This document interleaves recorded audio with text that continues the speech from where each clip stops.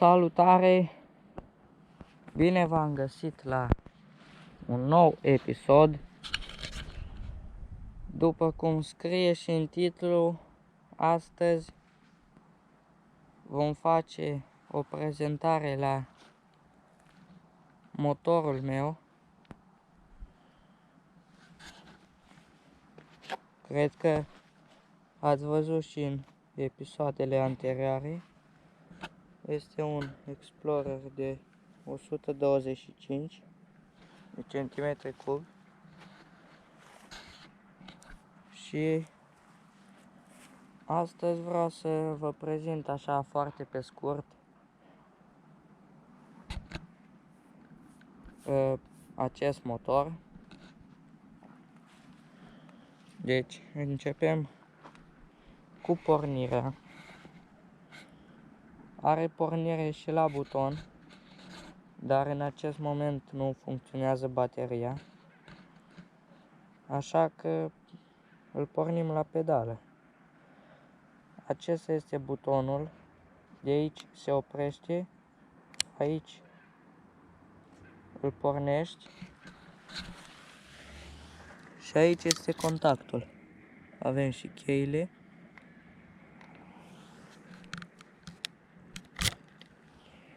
Deci ca să-l pornim, punem contactul, pornim benzina.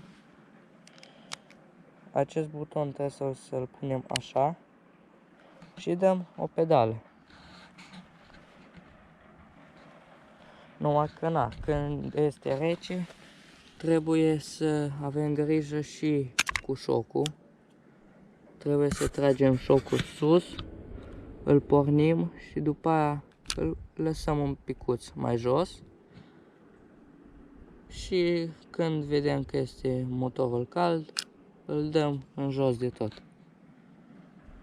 Acest motor are o cutie în 4 trepte.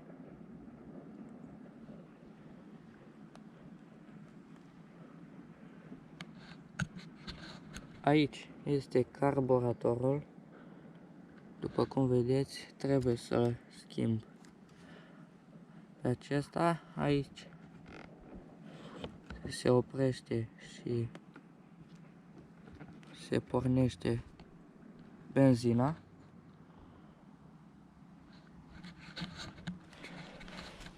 Aici avem ambrajul. Aici este frâna pe față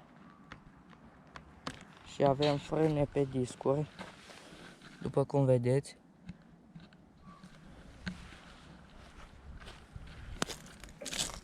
Această frână este frâna de picior pe spate.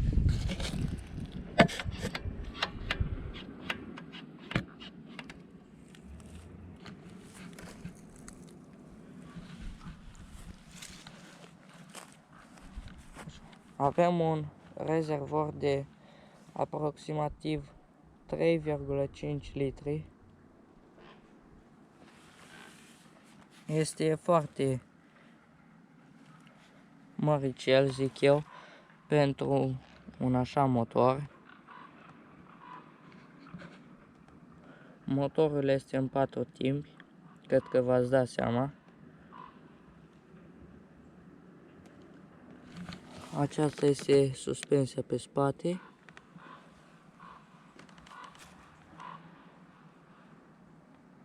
Și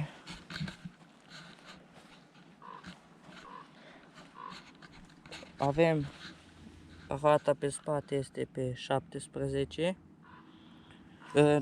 pe 12 și pe față este pe 14.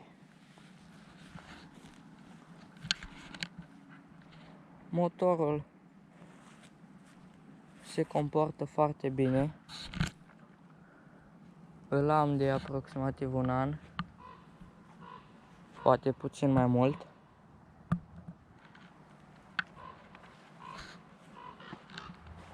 Am văzut că mulți scriu, poate în comentarii sau așa, dacă la 12 ani este bun un cross de asta sau la 13. Eu zic că dacă ai 1,60 cel puțin, este perfect pentru tine. Pentru mine deja este puțin cam mititel, pentru că eu momentan am 1,74 aproximativ și na, se simte că sunt așa mai mare, nu stai nici foarte confortabil.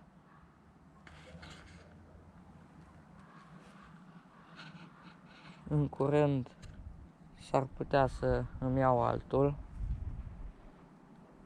dar nu promit nimic deocamdată.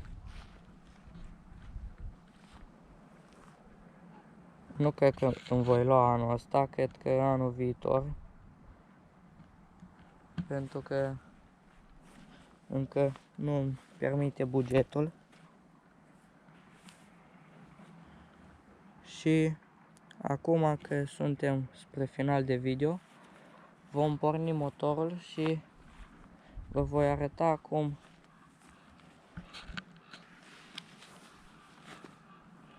cum se aude.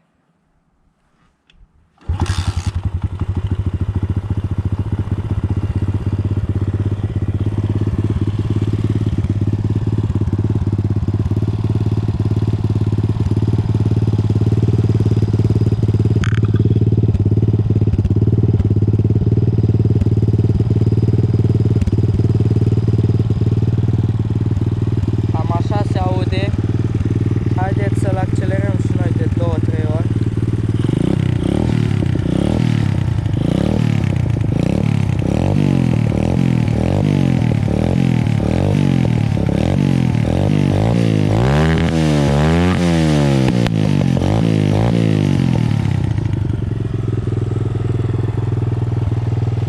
Când îl accelerez este cam nervos puțin. Câteodată, dacă merg la vale cu el și îl durez mai tare, mai dă rateul. Sunt foarte mulțumit de el. Dezvoltă 6,2 kW, adică aproximativ 8,6 cai, aproximativ 9 cai. Se comportă bine pe oricări, pe orice. Adică în general cu mine, eu am 50 de kg